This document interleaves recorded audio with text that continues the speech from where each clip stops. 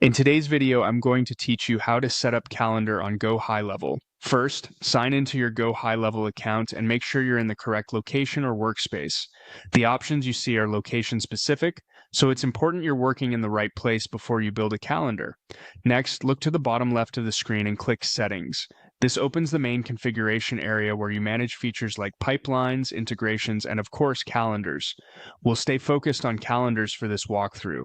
Inside Settings, find and click Calendars in the left-hand menu. This takes you to the Calendar Manager, where you'll see any existing calendars and controls to create new ones. Click New Calendar. Think of this as creating a new scheduling page your leads or clients will use to book time with you or your team. You'll now choose a calendar type.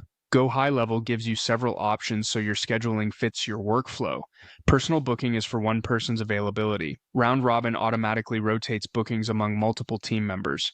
Class booking is ideal when several attendees can join the same time slot, like a workshop. Collective booking requires multiple team members to be available at once for a single appointment. For this setup, select personal booking so the calendar is tied to a single host's schedule. Now give your calendar a clear descriptive name. This is what you and your team will see internally, and it often appears on the booking page, so make it easy to recognize, like discovery call or consultation. Select the team member who will host the meetings on this calendar. Pick the person whose availability should control these appointments. If you manage multiple users, double-check you've chosen the correct host so bookings land on the right calendar. Set a custom URL for the booking page. This is the link you'll share, so keep it short, readable, and on brand. Avoid spaces or special characters. Simple words and dashes work best. Choose the meeting duration. Match this to the kind of appointment you're offering. Common choices are 15, 30, or 60 minutes. Shorter meetings reduce friction.